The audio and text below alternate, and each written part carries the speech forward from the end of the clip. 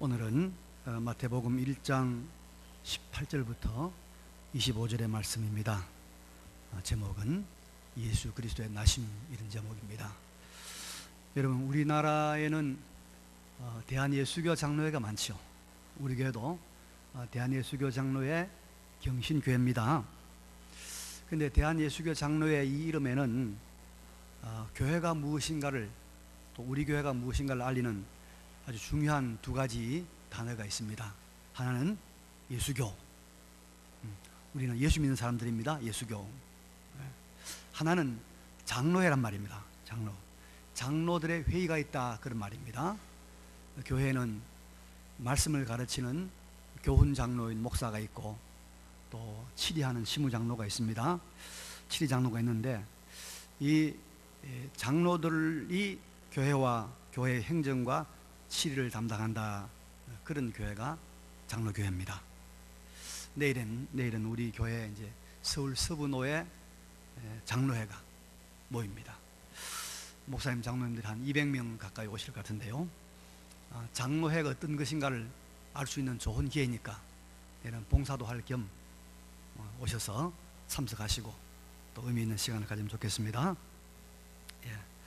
오늘 본문은 우리의 구주, 우리가 믿는 예수님 과연 어떤 분인가를 그 출발, 그 기원에서부터 알려주는 아주 소중한 말씀입니다. 본문의 내용은 우리가 잘 아는 내용이죠. 요셉이라고 하는 별로 당시에 알려지지 않은 다윗의 후손과 정혼하고 아직까지 동거하지 않는 처녀 마리아에게 성령 하나님으로 말미암아서 기적적인 잉태 사건이 생긴 겁니다. 남자가 없는데 배가 불러오는 겁니다. 그래서 이 정혼자인 요셉은 이 신비로운 잉태의 내막을 모르고 겉으로 드러난 자기 정혼녀의 잉태, 이걸 놓고 고민하다가 조용히 끊고자, 이혼을 하고자 했습니다. 그때 하나님의 사자, 천사가 나타나서 놀라운 비밀을 알려주었습니다. 두려워하지 말라. 이를 두려워하지 말라. 그 처녀를 데려오라. 이 처녀에 잉태된 것은 성령으로 잉태된 것이다. 그리고 아들을 낳을 것이다. 그리고 그 이름을 예수라 하라.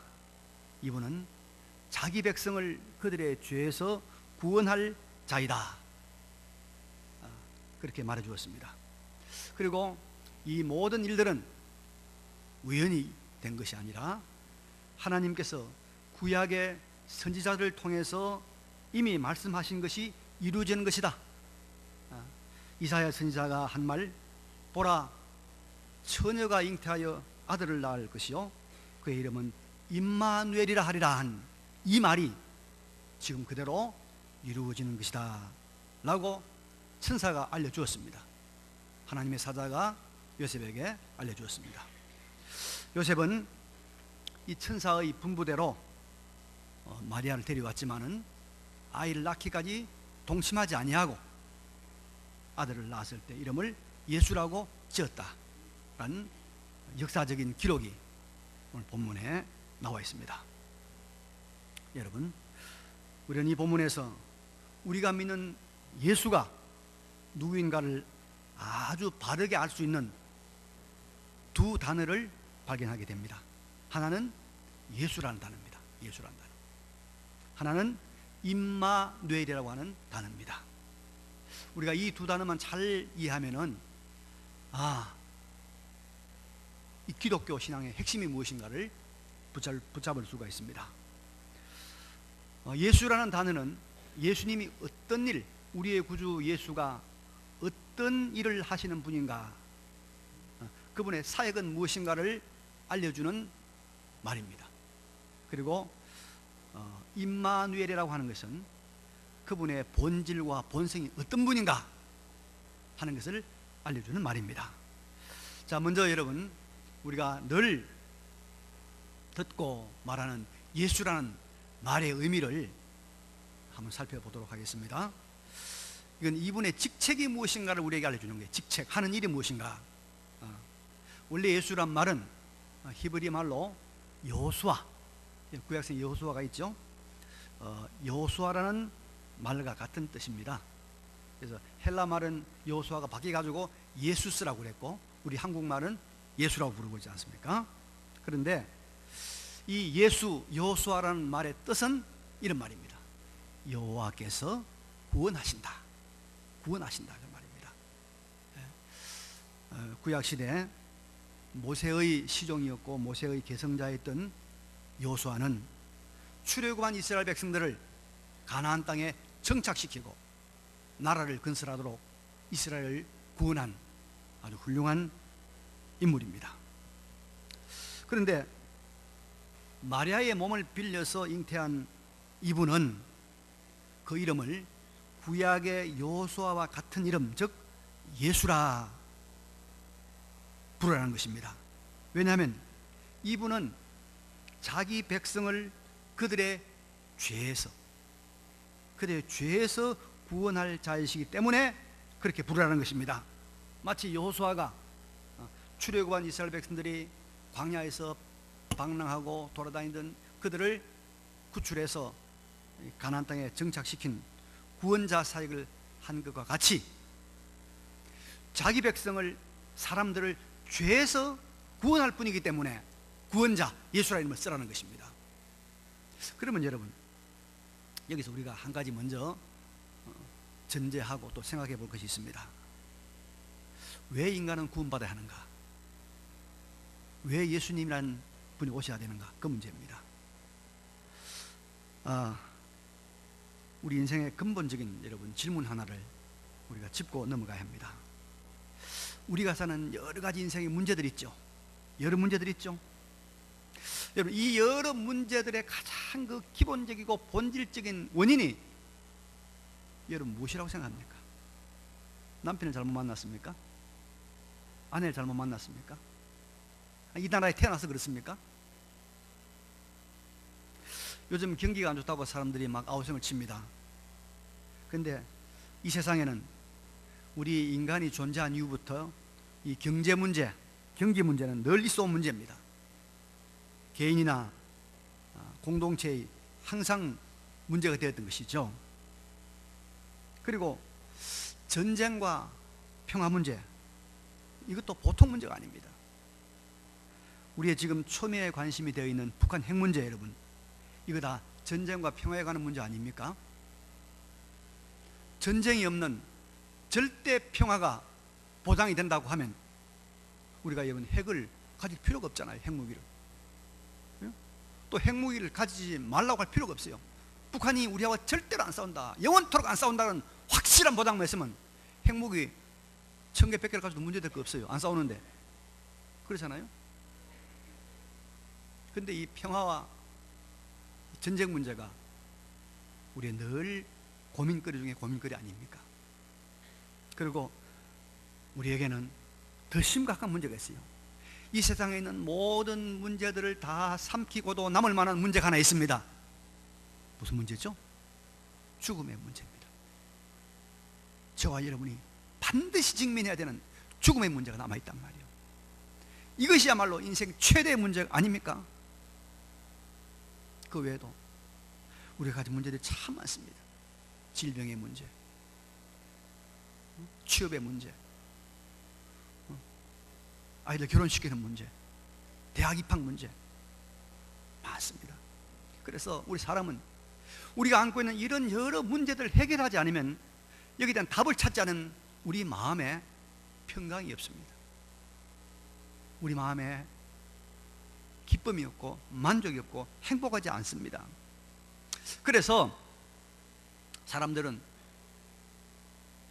오래전부터 이런 문제를 해결해 보려고 많은 노력들을 해왔고 지금도 노력하고 있습니다. 개인적으로, 공동체적으로, 세계적으로 하고 있습니다.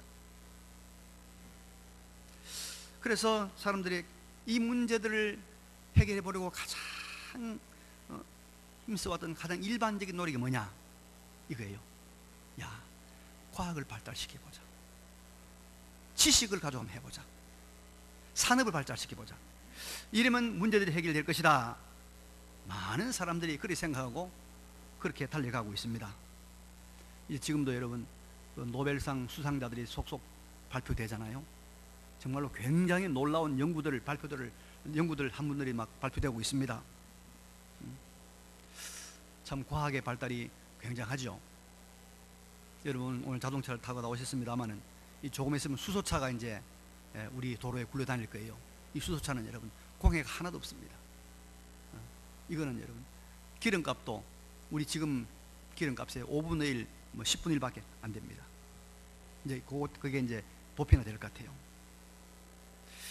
아마 앞으로 굉장한 이런 기계들이 등장할 거예요. 아마 조금 있으면 1인용 비행기가 있어가지고 이제는 그 복잡한 도로 안 가고 슉 날아서 가는 그런 때도 올 거예요.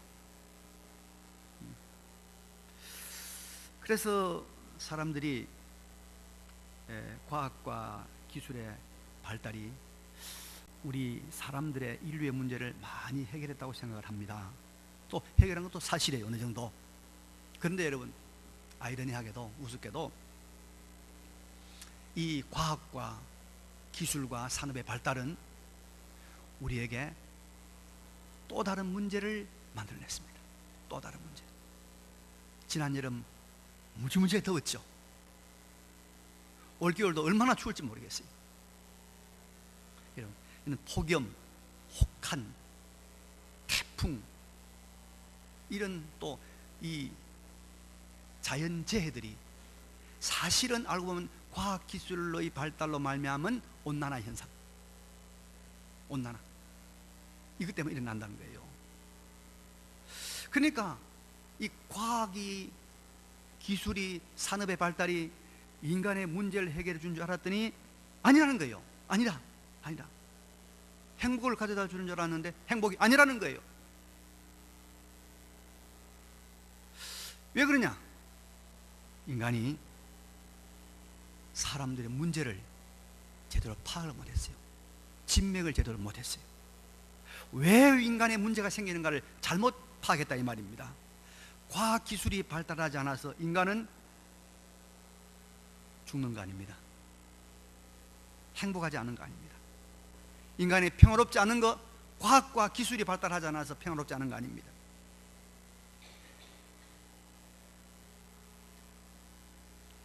그러면 여러분, 인간 문제의 원인이 무엇입니까? 무엇이 모든 문제의 근본입니까? 뭐죠? 죄입니다. 죄요. 하나님의 말씀인 성경은 아주 분명하게 밝히고 있습니다.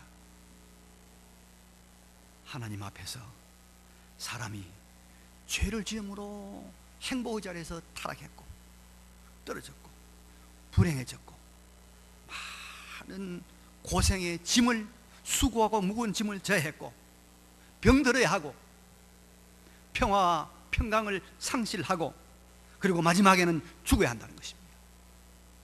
죄의 싹슨, 죄의 값은 사망이라고 성경은 엄숙하게 선언하고 있는 것입니다. 여러분, 우리가 알아야 됩니다. 죄가 인간을 불행하게 만들고 있다는 것 믿으시기 바랍니다. 그래서 여러분, 우리 개인의 마음, 개인의 육체, 또 우리 공동체의 평화와 평강, 안녕, 이게 여러분 사실은 다 뭐하고 관련이 있느냐? 죄하고 관련이 있습니다. 이제 사람들이, 성경을 무시했던 사람들이, 이제 안 믿는 세상 교회 밖의 사람들이, 또 과학들이 이제 이것을 서서히 인정하기 시작합니다. 동의하기 시작을 해요. 그래서 여러분, 죄가 들어오면 마음에 스트레스가 쌓입니다. 그죠? 죄가 들어오면 어김없이 마음은 스트레스를 받아요. 그러면 스트레스가 쌓이면 우리의 몸이 망가지잖아요. 병들잖아요.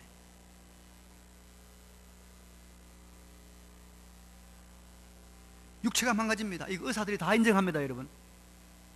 다 인정합니다. 죄가 들어오면 인간의 정신과 육체가 무너져요. 그리고 죄를 만들어내는 죄의 그 가장 핵심에 서 있는 인간의 탐욕, 인간의 욕심. 욕심이 잉태한 데 죄를 낳고 죄가 장은 사망을 낳는다고 그러잖아요. 욕심. 이 죄의 또 다른 얼굴인 이 욕심, 이것으로 인해서 사람이 죽고 사람을 죽이고 전쟁이 일어나고 또 평화와 평강이 깨어지는 것, 역사가 증명하고 있잖아요. 세상이 증명하고 있잖아요. 그래서 여러분, 문제는 뭡니까? 죄입니다. 이걸 알아야 돼요. 돈만 있으면, 공부만 많이 하면 문제 해결된다? 해결됩니까? 이걸 모르고 죽자 사다 돈만 벌러 돌아다니고 예배 시간 오도 안 하고 수요일도 안 오고. 자, 그런데 예수는 어떤 일을 하러 오신 분이냐? 예수의 이름이 그분의 직책과 그분의 사역을 말하고 있습니다. 21절 말씀 시작. 아들을 낳으리니 이름을 예수라 하라. 이는 그가 자기 백성을 그들의 죄에서 구원할 자이심이라. 이는, 예수는 자기 백성을 그들의 죄, 모든 문제의 근본이 되는 죄에서 구원할 자이십니다. 사람들을 바로 죄에서 구원하러 오신 분이 예수님입니다. 예수님의 가장 주된 사역은 죄 문제 해결입니다. 인간의 모든 문제의 근본이 되는 죄를 해결하러 오신 분이 예수님이십니다. 그래서 여러분, 예수를 만난 사람은 죄 문제 해결 안 받습니다. 죄 문제 해결 받으면 인생의 모든 문제가 다 해결되기 시작합니다. 얽힌 실타래가 풀어지듯이 예수를 만나면 하나씩 둘씩 다 풀어지고 해결이 되는 겁니다. 그래서 우리는 예수 한 분만으로 만족할 수가 있습니다. 예수 한 분만으로 모든 것이 다 해결이 됩니다. 예수가 인생의 마스터키입니다. 마스터키. 호텔에 가면 마스터키 있잖아요. 모든 방마다 그것만 가지고 다 열려. 예수 그리스도가 마스터키란 말이에요. 그래서 예수님께서 친히 말씀했습니다. 내가 길이요 진리요 생명이다. 우리 어머니들, 주부님들 물건이 필요하면 다 어디로 갑니까? 다 마트로 가잖아요. 요즘 막 마트로 가요. 무슨 마트가 있노? 롯데마트도 있고 이마트도 있고 마트로 막 갑니다.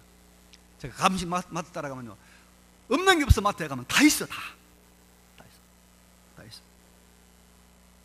물론 제가 보니까 신랑은 없고 섹시는 없더라고. 근데 앞으로는 말이요, 마트에서 로봇 신랑, 로봇 섹시 팔 것 같아.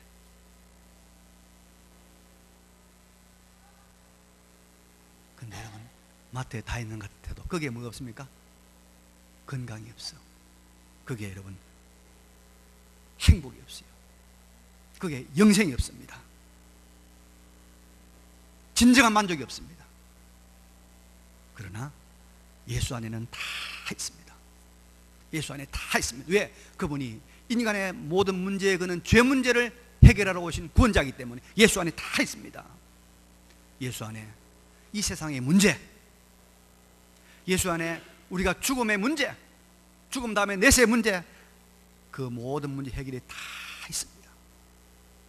왜냐하면 그분은 자기 백성을 그들의 죄에서 구원할 자로 오셨기 때문입니다. 그래서 여러분, 인생의 최고의 수입이 뭐냐? 로또 되면 20억 받는다며, 많이 되면. 우리나라는 복권 금액이 별로 안 많아요. 미국 같은 데는 100억도 받는가 봐요. 그게 아니라 여러분, 우리가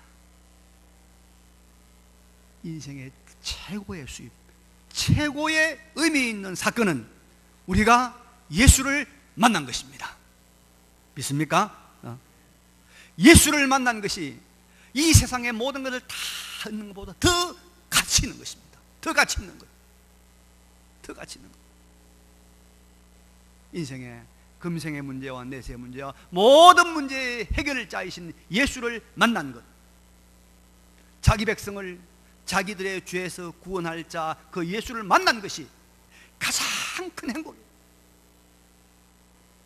혹시 여러분 앙케이트 쓸 때 이 세상에서 가장 의미 있는 사건, 가장 감사한 사건이 무엇인가 물으면 첫 번째로 뭡니까? 내가 예수 믿은 거. 동의합니까?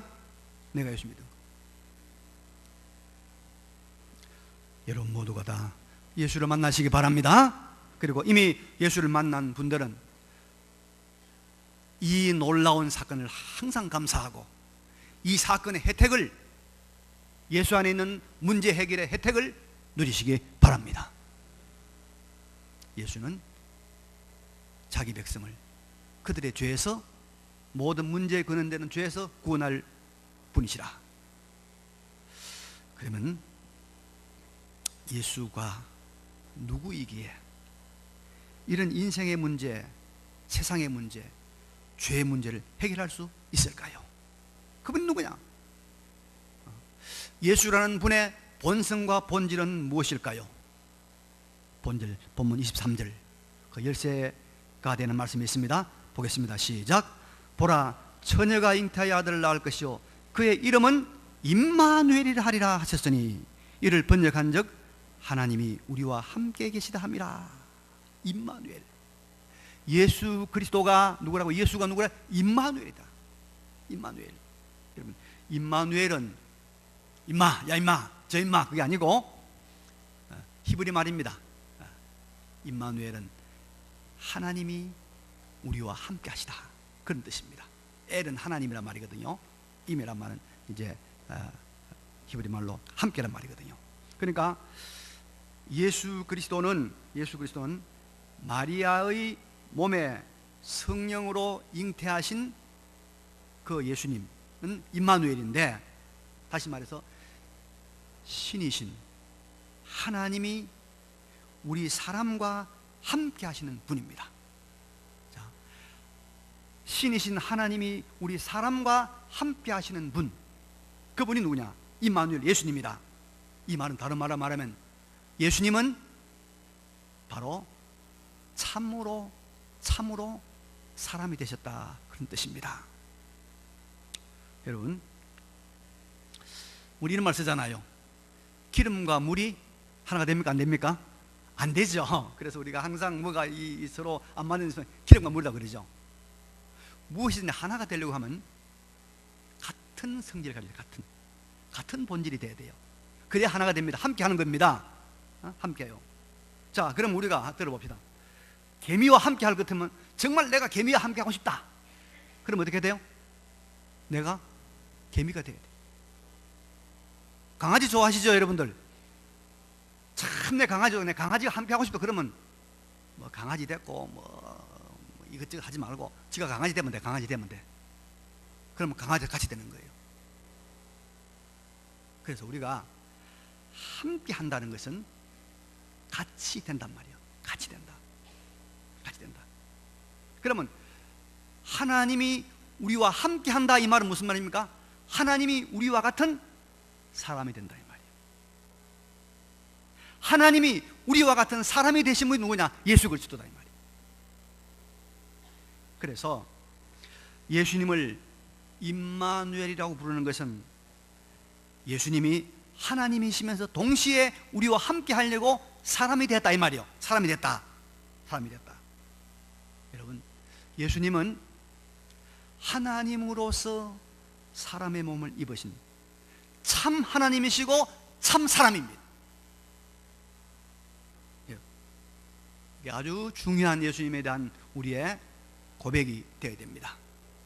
역사상 예수를 믿는다고 하는 사람이 많습니다. 예수를 숭배하고 예수를 존경하는 사람이 많습니다. 그렇지만은 그 많은 사람 중에 예수님을 사람의 몸을 입고 사람과 함께하는 하나님이라고 고백한 사람은 그리 많지 않습니다.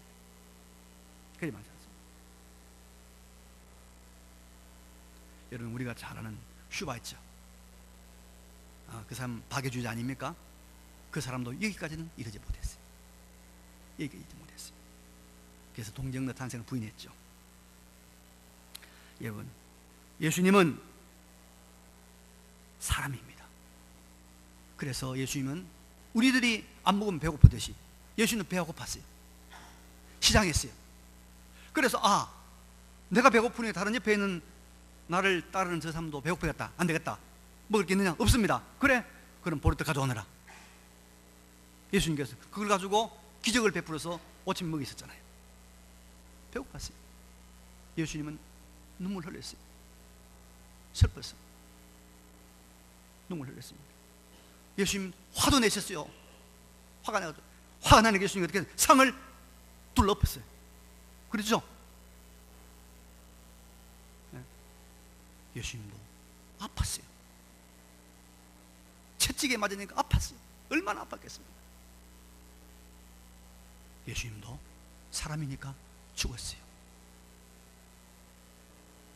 십자가에 죽었습니다.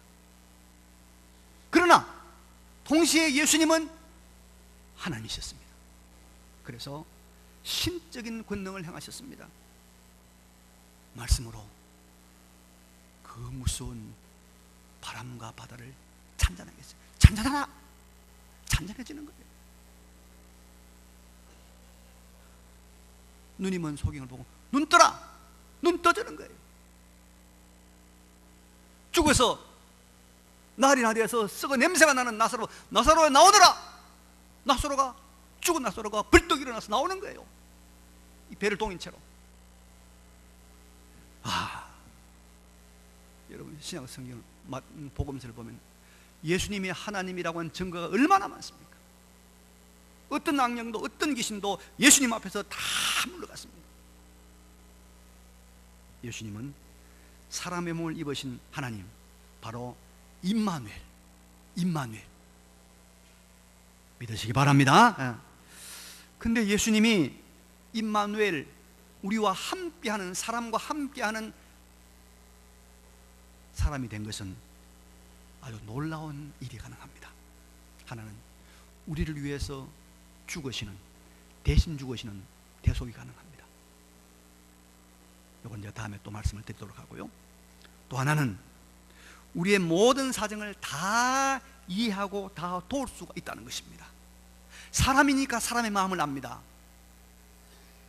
배고픈 사람이 배고픈 사람의 심정을 이해하고요. 누가 누구 마음을 알듯이, 그죠? 그래서 히브리서 4장 15절 이런 말씀이 있습니다. 우리에게 있는 대제사장은 우리의 연약함을 동정하지 못하실 리가 아니요, 우리와 모든 일에 우리와 똑같이 시험을 받으신 이로되 죄는 없으시니라 그랬어요. 우리에게는 대제사장은 우리의 연약함을 동정하지 못하실 리가 아니다. 우리를 동정한다는 거예요. 왜? 우리와 같은 사람의 인성을 가지고 있기 때문에. 그래서 예수님은 우리를 이해하고 동정하고 우리의 문제에 대해서 같이 공감하고 같이 얼마든지 아파하시는 분입니다.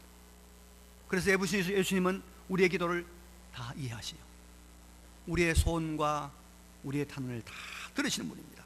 그리고 그 들으신 기도와 호소를 자신이 가지신 창조의 능력으로 해결해 주십니다. 해결해 주십니다. 우리의 사정을 알고 우리의 모든 것을 다 이해하실 수 있는 사람의 몸을 입으신 예수님, 바라기는 임마누엘로 오셔서 우리의 사정을 100% 다 이해하시는 예수님께 우리의 모든 문제, 고민, 어려움들을 기도로 호소하시기 바랍니다. 그러면 예수님은 자신의 창조주의 신적인 능력으로 그 문제를 해결해 주십니다. 그건 하나님이기 때문에. 그래서 예수님은 한 손에서는 우리 인간의 모든 것을 다 이해하시고 받으시고, 한 손은 창조주의 능력으로, 전능자의 능력으로 그 문제를 해결해 주시고 그 문제를 풀어 주십니다. 그래서 예수님은 하나님이시고 인간이십니다. 임마누엘입니다. 그분은 임마누엘입니다. 이제 마지막으로 여러분, 본문에서 우리 구속사의 아주 중요한 원리 한 가지만 확인하고 넘어가겠습니다. 본문 22절에 이런 말씀이 있죠. 이 모든 일이 된 것은 주께서 선지자로 하신 말씀을 이루려 하심이니. 그러니까 이 말은 무슨 말입니까?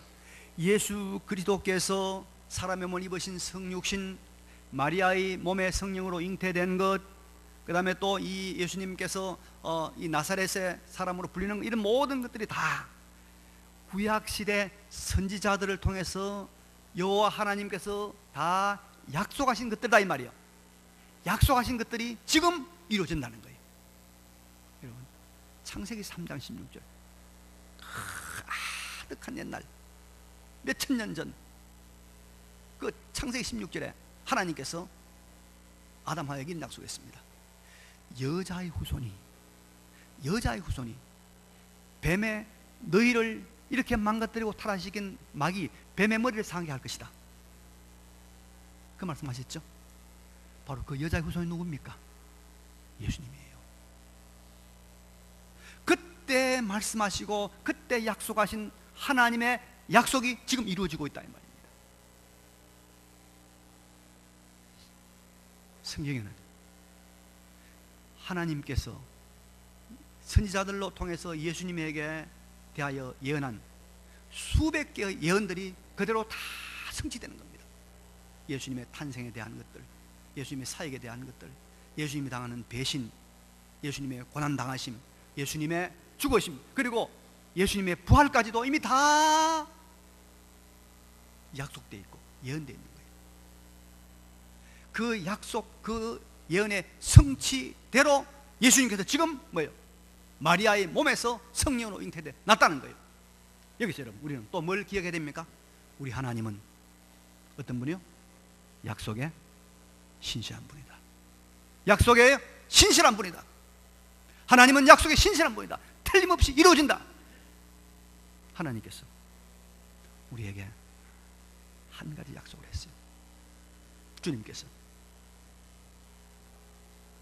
이 세상은 끝이 있다. 이 세상 끝이 있습니다. 세상 끝날에 예수님이 재림하신다. 예수님 재림하신 그때 이 세계는 두 종류의 세계가 펼쳐진다. 하나는 영원한 영생의 생명 세계가 펼쳐지고 하나는 영원한 지옥 세계 펼쳐진다. 하나님께서 약속하셨습니다. 예수님께서 약속했습니다. 성경의 교훈입니다. 여러분, 예수 그리스도를 약속대로 보내신 하나님께서 이것도 약속대로 이루실 줄로 믿습니다. 이루어집니다. 그때 여러분 어디에 서고 싶습니까? 영원한 영생의 세계에 서고 싶습니까? 영원한 영벌의 세계에 서고 싶습니까? 영원한 영생의 세계에 서기를 바랍니다. 여기 있는 사람 한 사람도 빠짐없이, 한 분도 빠짐없이 반드시 성취되질 하나님의 약속의 세계, 영생의 세계에 서기를 바랍니다. 그래서 우리 성도들이 참 신실해야 됩니다, 여러분. 그래야 사람들이 하나님이 신실한 것을 알아요. 예수 믿는 사람들이 거짓말 치고 약속 안 지키고 그러면요, 성경은 다 거짓말도 있네, 성경에는 약속 못 믿겠다, 그래 될 거 아닙니까? 신실해야 돼요. 하나님이 신실한 분이라서 우리는 우리의 신실성을 통해서 하나님의 신실하심을 드러낼 때 우리가 하나님께 영광을 돌리는 사람이 됩니다. 영광을 바라기는 약속에 신실한 그리스도인이 되어서 하나님의 신실하심을 드러내시는 우리 모두가 되시기를 바랍니다. 예. 자, 이제 말씀 정리합니다. 오늘 말씀을 통해서 세 가지를 꼭 기억합니다. 첫째, 예수 어떤 분이죠? 죄에서 구원할 자. 우리 모든 문제의 원인이 되는 죄에서 우리를 구원할 자, 이 예수님을 만나시기 바랍니다.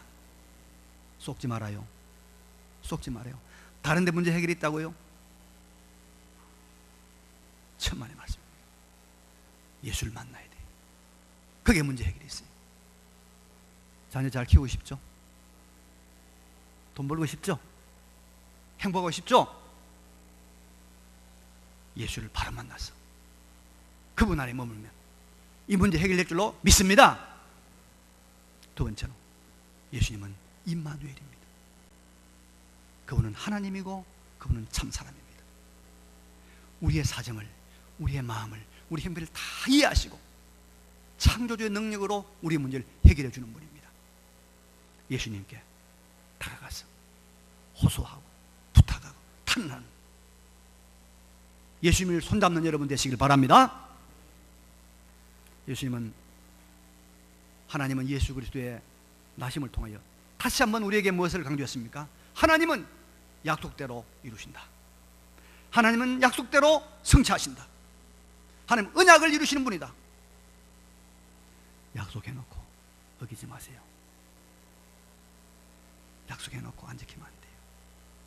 하나님과 다른 사람이 되는 거예요. 하나님의 약속의 신실함을 명확하게 보여주므로 하나님께 영광 돌리는 우리 모두가 되시기를 간절히 바랍니다. 예. 이 말씀을 기억하시면서 잠깐 통성으로 하나님 앞에 감사기도 드리겠습니다. 그러고 가신 우리 아버지